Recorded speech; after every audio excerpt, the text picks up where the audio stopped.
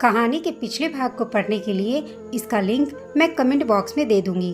कृपया जाकर आप इसके पहले के भाग को पढ़ लेंगे। अब सुनिए आगे की कहानी। कनीषा ने अपने सिर पर हाथ फेरते हुए अपने सामने खड़े इंसान से माफी मांगने के लिए जैसे ही अपना सिर ऊपर उठाया, उसने देखा सामने ईशांक अपने डैड के व्हील चेयर को पकड़े खड़ा था। उसकी फूले हुए नथुने और तनी भौहें इशारा कर रही थी कि वो अपने गुस्से को जबरदस्ती दबाने की कोशिश कर रहा है। उसकी बेजार आंखों में 2 पलों तक घूरते रहने के बाद कनीषा ने महसूस किया कि उसका दिल काफी तेजी से धड़कने लगा और डर से पेट में गुड़गुड़ भी होने लगी। यहाँ से बच निकलने का वो कोई और उपाय सोच पाती, उससे पहले ही ईशांक अपने डैड को लेकर ऐसे आगे बढ़ गया जैसे उन दोनों की कभी मुलाकात ही नहीं हुई थी। उसे अनजान की तरह ट्रीट करने के कारण कनीषा समझ ना पाई और खड़ी होकर उसके लंबे कद काठी को घूरने लगी। तभी ना जाने कहां से उसके सामने संस्कार आ खड़ा हुआ और चेहरे के सामने हाथ हिलाते हुए बोला, अब कैसा लग रहा है? तुमने अपना ड्रिप खत्म किया? कनीषा किसी गहरी सोच में डूबा हुआ देख उसने भी उसकी नजरों को पीछा किया। वहां ईशांक को देख न जाने क्यों लेकिन उसके भाव थोड़े बदल गए। चेहरे पर घृणा के लिए उसे कनीषा की बाहों को पकड़ा और एग्रेसिव तरीके से दबाते हुए पूछा, जानती हो उस आदमी को? संस्कार के इस हरकत से कनीषा अपने ख्यालों से बाहर तो निकल गई, लेकिन उसके इस एग्रेसिवनेस भरे दबाव पर उलझे हुए बोली, आह यू हर्टिंग मी। ओह, कनीषा के बाजुओं को छोड़ते हुए संस्कार ने कहना जारी रखा, sorry, I am so sorry. मैं बस जानना चाहता था कि क्या तुम उसे जानती हो? संस्कार के इस सवाल को सुन ईशांक, जो कुछ कदम दूर जा चुका था, अचानक रुक गया और अपने फोन को निकालकर ऐसे दिखाने लगा जैसे वो उसमें कुछ टाइप कर रहा हो, लेकिन हकीकत में उसने फोन को अनलॉक भी नहीं किया था। वो बस इंतजार कर रहा था कनीषा के जवाब का। वही ना चाहते हुए भी कनीषा का दिल उसे बार बार ये एहसास दिला रहा था कि उसकी शादी हो चुकी है और वो सामने खड़े इंसान की पत्नी है। फिर भी उसने अपना सिर ना में हिलाया और कुछ खोई खोई सी अंदाज में बोली, नहीं जानती, शायद वो रोबोटिक कंपनी के सीईओ हैं। राहत की बात है, संस्कार ने आगे से कहा। इधर ईशांक कनीषा के जवाब से उसी तरह की निराशा महसूस कर रहा था जैसे कि सुबह उसके जोड़े और मंगलसूत्र को फेंका हुआ देख महसूस हुआ था उसे। हर एक कदम पर कनीषा उसके 18 सालों की दर्दनाक नफरत को और अधिक बढ़ा रही थी। उसके जवाब से ईशांक की उंगलियां फोन पर कस गईं और अगले ही पल उसने मुड़कर अपने असिस्टेंट को कुछ इशारा किया। एक बार जब असिस्टेंट ने उसके डैड के व्हील चेयर को संभाल लिया तो लंबे लंबे कदमों से चलते हुए ईशांक कनीषा के नजदीक पहुंचा और उसे समझने का भी मौका न देते हुए अपने साथ खींचते हुए लेकर चलने लगा। उसके अचानक किए गए इस हरकत से कनीषा सहम सी गई। वो नहीं जानती थी कि ईशांक अब क्या करेंगे, जिसके कारण वो अपने हाथ को छुड़ाने के लिए उस पर झटका देती रही और दूसरे हाथ से ईशांक के चमड़े को नोचने लगी। फिर भी ईशांक पर जैसे कोई प्रभाव ही नहीं पड़ा और वो उसे तब तक अपने साथ लेकर चलता रहा जब तक वो ऐसी जगह न आ जाए जहां एक भी इंसान मौजूद नहीं था। ईशांक जब एक सुनसान जगह रुका, कनीषा का डर और अधिक बढ़ गया। फिर भी उसने पैनिक न होते हुए ईशांक से छूटने की कोशिश जारी रखा और लगातार उसकी हाथ के चमड़े को नोचती रही। ईशांक, जो उसकी हरकतों से काफी असंतुष्ट था, हाथ में उठ रहे जलन के कारण कनीषा की कलाई को मोड़ा और उसे ढकेलते हुए पास के दीवार पर लगा दिया। गुस्से से उसकी गर्दन की नसें उभर आई थी और चेहरा लाल हो गया था। उसके कांपते हाथ ये गवाही दे रहे थे कि वो कनीषा को नुकसान पहुंचाने से खुद को रोक रहा है। आंसुओं से झिलमिल सुंदर आंखों का नादानी से झपकाते हुए कनीषा उसके गुस्से को देखकर बार बार गिड़गिड़ा रही थी, छोड़िए मुझे प्लीज। अगर आप ऐसे ही मेरा पीछा करते रहेंगे तो मैं आपकी पुलिस में कंप्लेंट कर दूंगी। मुझे आपके साथ कोई रिश्ता नहीं रखना, मैं आपका कर्ज चुका दूंगी। प्लीज मेरा पीछा करना बंद कीजिए। कनीषा का बार बार गिड़गिड़ाना ईशांक के गुस्से को कम करने के बजाय और अधिक बढ़ा रहा था, जिसके कारण उसने अपने ऊपर से नियंत्रण खो दिया और एकदम से अपनी मुट्ठी को कनीषा के चेहरे की ओर बढ़ाने लगा। ईशांक का पंच मुंह पर लगने के डर से कनीषा चिल्लाई और आंखों को मीचकर बंद कर दिया। हालांकि गुस्से से हाँफते ईशांक ने अपने जज्बात के साथ साथ हाथ को भी उसके चेहरे पर लगने से पहले ही रोक लिया और दांत चढ़ाए बोला, मुझे नहीं जानती? झूठ बोलना इतना आसान है तुम्हारे लिए? उस डॉक्टर को तो अच्छे से जानती होगी ना, इसलिए तो इतना पर्सनल हो रहा था वो तुमसे। मेरी बात कान खोलकर सुन लो। उस डॉक्टर से दूर हो जाओ, आइंदा से उससे बात भी नहीं करना। अपनी बात खत्म करते ही ईशांक ने उसकी कलाई को छोड़ दिया, लेकिन फिर भी कनिषा अपने डर से निकल ना पाई और दीवार पर यूं ही चिपकी रही। उसकी बंद पलकों के बीच फंसे आंसू की बंद अब लुढ़कते हुए गालों पर गिरने लगे थे, जो फर्श पर गिरते उससे पहले ही ईशांक, जो बड़ी ही गौर से उन आंसुओं को देख रहा था, उसे अपनी हथेली पर रोक लिया। आंसुओं के ठंडे एहसास ने उसके नफरत से भरे दिल में अजीब सी सनसनाहट दौड़ा दी। नफरत से जलते उसके दिल में अचानक बर्फ सी ठंडक महसूस हुई, जिससे कुछ हिचकिचाते हुए उसने कनिषा के गालों पर गिरे आंसुओं को पोंछने के लिए अपने रुमाल को बाहर निकाला, लेकिन अंत में उसने उस रुमाल को कनिषा के पैरों के पास गिरा दिया और वहां से चला गया। ईशांक के वहां से जाने का आभास हुआ कनिषा को, तभी कहीं जाकर कनिषा ने अपने भयभीत पलकों को खोला। खुद को संभालते हुए वो वहां से एक कदम भी आगे बढ़ती, उससे पहले ही संस्कार, जो वहीं छुपकर उन पर नजर बनाए हुए था, अचानक सामने आ धमका और कनिषा से बोला, तुमने कहा कि तुम उसे नहीं जानती और वो तुम्हें वहां से इतने हक से खींच के लाया जैसे वो हस्बैंड हो तुम्हारा। आप इतना पर्सनल क्यों हो रहे हैं मुझसे? सुबह मेरी मदद ही की है ना आपने, उसके लिए थैंक यू, लेकिन अब प्लीज अब मेरा पीछा छोड़ दीजिए। कनिषा ने संस्कार को दुत्कारते हुए कहा, जिस पर संस्कार ने एक सादी सी मुस्कान भरी और ईशांक के रुमाल पर अपने जूते को रख उसे कनिषा की नजरों से दूर सरका दिया। ओह, ये दिल दुखाने वाली बात थी, फिर भी ओके, लेकिन क्या मैं इन आंसुओं को पोंछने की हिम्मत कर सकता हूँ? संस्कार बोला। इतना कहते हुए संस्कार ने कनिषा के हाथ में अपना रुमाल पकड़ाया और जाते जाते बोला, सुंदर लड़कियों के चेहरे पर आंसू अच्छे नहीं लगते। किसी को रुलाने का हक आपने दे रखा है तो मुझे उन्हें पोंछने का हक भी दे दो। कनिषा से दूर जाते हुए संस्कार ने अपने दोनों हाथों को जेब में भरा और कंधे को उचका लिया। उसके होठों पर कुटिलता भरी मुस्कान थी और अगले ही पल वो खुद में ही बड़बड़ाया, क्या मजबूरी थी कि तुमने ईशांक जैसे इंसान से शादी की? अब ईशांक से अपना बदला पूरा करने के लिए मुझे एक खूबसूरत लड़की को इस्तेमाल में लाना होगा। ओह, अपने सीने पे हाथ रख, ये कैसे दुनिया है, जालिम है।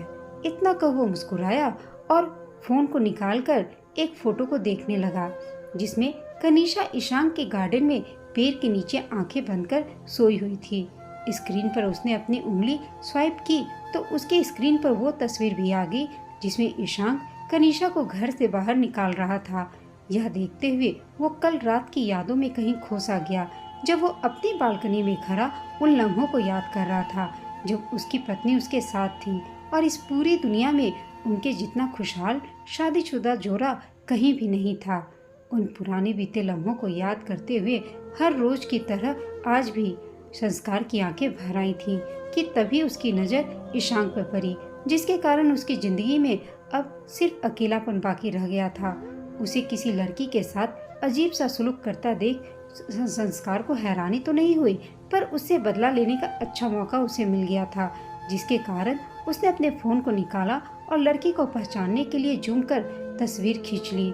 अपने ख्यालों में गुम संस्कार सिर नीचे किए मुस्कुराता रहा और वहां से चल पड़ा। वह अपने फोन की फोटो को देखते हुए जा रहा था, तभी उसकी नज़र एक जोड़े चमचमाते जूते पर पड़ी, जिन्हें देखते ही संस्कार समझ गया कि उसका रास्ता रोके ईशांक खड़ा है। अप्रसन्नता से अपनी नज़रों को ईशांक के चेहरे पर ले जाते हुए वो हिकारत भरी हंसी हंसा। वो लड़की काफी स्वीट है, मुझे लगता है वो मेरी बीवी की जगह लेने के लायक है। तुम क्या सोचते हो? पहले ही संस्कार को कनिषा के साथ देख भड़के हुए ईशांक ने जब उसकी यह बात सुनी तो गुस्से से उसकी आंखें लाल हो गईं और अगले ही पल उसने संस्कार का कॉलर पकड़ लिया। तुम्हारी दुश्मनी मुझसे है, कनिषा को बीच में लाने की कोई जरूरत नहीं है, ईशांक ने संस्कार से कहा। मर्द हो तो मर्द की तरह लड़ो, लड़की के कंधे पर बंदूक रखकर चलाना तुम्हें शोभा नहीं देता संस्कार। मुझे शोभामन बनाना भी नहीं है, संस्कार बोला। मैंने जो खो दिया उसके बाद तुम उम्मीद करते हो कि मैं डिसेंट बन के रहूं? समझना कि नायरा मेरी पत्नी के साथ मैं भी मर चुका हूं और मुर्दे न तो शोभामान होते हैं और न ही उसके कमीनेपन की कोई हद होती है। इसलिए अपनी बर्बादी की उल्टी गिनती शुरू कर दो। मिस्टर ईशांक देव सिंह। कहते हुए संस्कार ने ईशांक की कलाई को मजबूती से पकड़कर अपने कॉलर से दूर खींचा और होठों पर तल्खी भरी मुस्कान लिए उसके कंधे पर 2 बार थपथपाने के बाद वहां से चला गया। इधर कनीशा ईशांक के द्वारा कहे संस्कार से दूर रहने की बात पर सोचते हुए अपने डैड के रूम की ओर बढ़ने लगी थी कि तभी उसकी नजर ईशांक और संस्कार पर पड़ी, जिनके चेहरे पर बने कड़वे भाव बता रहे थे कि वो दोनों एक दूसरे को जरा भी पसंद नहीं करते। ईशांक को उसका कॉलर पकड़े देख कनीशा मुंह पिचकाते हुए बोली, इस आदमी की बनती किससे है? सबसे तो लड़ता ही फिरता है। मैं नहीं डरी तो अब बेचारे संस्कार को डराना चाहता है। इस आदमी को तो नासा के लैब में भेज देना चाहिए या फिर मंगल ग्रह पर टेलीपोर्ट पर कर देना चाहिए। वहीं अकेले रहेगा, न लड़की होगी ना ही कोई लड़का, और ना ही मिलेगा किसी से नफरत करने का रीजन। इसके साथ तो ऐसा ही होना चाहिए। हल्की झड़प के बाद संस्कार वहां से चला गया तो अचानक ही ईशांक की निगाहें लगभग 10 कदम की दूरी पर खड़ी कनीशा की निगाहों से टकरा गई। एक पल पहले वो गुस्से में इस कदर अपना आपा खो चुका था कि बस कनीशा के ऊपर हाथ उठाने ही वाला था। इस ख्याल ने जैसे ईशांक को लज्जित कर दिया। हथेली पर गिरे आंसू की जगह उसे कुछ जलन महसूस हुई तो उसने अपनी नजरों को कनीशा के चेहरे से हटाकर हथेली पर देखना शुरू किया। उस पर बेवजह चिल्लाने और इंसल्ट करने से कनीशा भी इस वक्त उसकी शक्ल नहीं देखना चाहती थी। कहीं न कहीं वो ईशांक के एग्रेसिव बिहेवियर से डर भी लग रही थी। इसलिए ईशांक ने अपनी निगाहें नीचे की तो अच्छा मौका पाकर वो दौड़ते हुए वहां से भागने लगी। हालांकि जैसे ही वो ईशांक के समीप से गुजरी एकदम से उसे अपनी कलाई पर किसी जकड़न का एहसास हुआ, जिसके कारण उसके तेजी से भागते पैरों पर ब्रेक लग गया और उसने झट से अपना सिर नीचे कर अपनी कलाई को देखना चाहा। हाथ छोड़िए मेरा, आप जो ये घड़ी घड़ी मेरा हाथ पकड़ लेते हैं, नफरत होती है मुझे आपसे। क्यों बार बार मुझे तंग करने लगते हैं? आपके नज़दीकी से, आपके स्मेल से, आपके चेहरे से और आपकी शख्सियत से मुझे नफरत है। हर एक चीज़ जो आपसे जुड़ी है मुझे सब पर शर्म आती है। यह सोचकर कि मैं आपकी दुल्हन बनी थी कल, मुझे खुद से भी नफरत होती है। कनीशा अपने दांतों को एक दूसरे पर पीसते हुए दबी सी लेकिन गुस्से भरी आवाज में बोली और अगले ही पल अपने हाथ को ईशांक की पकड़ से झटक कर अलग कर लिया और वहां से जाना चाह रही थी। इसलिए तुमने वो मंगलसूत्र और सिंदूर फेंक दिया था? ईशांक ने कहा, क्योंकि तुम्हें मेरे साथ एक रिश्ता में होने पर शर्मनाक लगता है। सही कहा आपने, आपसे जुड़ी कोई भी चीज में अपने पास नहीं रखना चाहती और उम्मीद करती हूँ कि आपकी शक्ल दोबारा न देखनी पड़े। मेरे रास्ते में मत आइएगा और दोबारा मेरे साथ वो सब करने की कोशिश भी मत कीजिएगा जो आज आपने किया। इतना कह कनीशा 2 कदम आगे बढ़ी कि तभी ईशांक की भारी आवाज उसके कानों में पड़ी। मैं तुमसे यही उम्मीद कर रहा था कनीशा। इतना सुनना था कि कनीशा ने उसे बीच में ही टोकते हुए कहा, ओह प्लीज, अब आप फिर से वही औरतों को लेकर अपनी जजमेंट मत सुनाने लगिएगा। मुझे कोई दिलचस्पी नहीं है आपके नफरत में। आपको अपनी जिंदगी के साथ जो भी तमाशे करने हैं करते रहिए। मैं सारे रिश्ते यहीं खत्म करती हूँ। मुझे आप में कोई दिलचस्पी नहीं है। कनीशा अपनी बात खत्म करने ही लगी थी कि उसी पर ईशांक उसकी ओर बढ़ा और कानों की ओर झुकते हुए फुसफुसाहट के साथ बोला, मुझसे जुड़ी हर एक चीज से तुम्हें नफरत आती है, तुम्हें शर्म होती है, पर क्या तुम यह बात जानती हो कि मुझे तुम्हारी हर एक चीज से घिन आती है। इसलिए तुम्हारी छुई हर एक चीज को मैं जलाकर आया हूँ। अच्छा किया, मेरी चीजें आपके घर में होती तो मेरी किस्मत में सिर्फ बैड लक ही आता, कनीशा ने कहा। इतना कहने के बाद कनीशा कशिश भरी मुस्कुराहट लिए वहां से चली गई और ईशांक उसके कांच से नाजुक जिस्म को तब तक घूरता रहा जब तक कि वो पूरी तरह उसकी आंखों से ओझल ना हो गई। वो उससे अपना आपा खो देने के बारे में सोच रहा था और उससे माफी मांगना चाहता था। वो चाहता था कि कनीशा को समझाए कि वो संस्कार से दूर रहे, लेकिन हर बार की तरह उनकी बातें एक दूसरे से नफरत जताने में ही खत्म हो गई और दोनों अपने ईगो में जलते हुए एक दूसरे से दूर हो गए। कनीशा भी वहां से चली गई। इधर कनीशा ने भले ही ईशांक को जाहिर नहीं होने दिया, लेकिन जिंदगी का इतना सुंदर रिश्ता यूं उलझते देख कहीं न कहीं उसे तकलीफ हो रही थी और उसके दिल में यह बात ठहर सी गई कि ईशांक ने उसके शादी के जोड़े को जला दिया। वो उन्हें वहां छोड़कर आई ही क्यों? उसे खुद के लिए लालची शब्द नहीं सुनना था। वह नहीं चाहती थी कि ईशांक अपने दिए गए महंगे जेवर की वजह से उसे पैसे के लिए ललायत लड़की समझे। सोचते हुए जब वो अपने डैड के पास पहुंची, बिना हरकत के शरीर को बेड पर बेसुध पड़ा देख वो अपनी सभी तकलीफों को काबू न कर पाई और उनसे लिपटकर बिलखते हुए कहने लगी, डैड, कोई नहीं डैड, मेरे पास कोई नहीं है जिसके कंधे पर सिर रख के अपनी तकलीफों को कम कर सकूं। आपकी नज़र से मुझे इस दुनिया में कोई नहीं देखता डैड। किसी के लिए मैं बदचलन हूँ तो किसी के लिए लालची और कुछ लोगों के लिए घर तोड़ने वाली औरत। सिर्फ आपकी ही मैं लाडली बेटी हूँ। उठ जाइए ना, बहुत डर लग रहा है। मैं सबसे छुपाती हूँ लेकिन बहुत डर लगता है। मैं स्ट्रांग नहीं हूँ, मुझे आपके सहारे की ज़रूरत है डैड।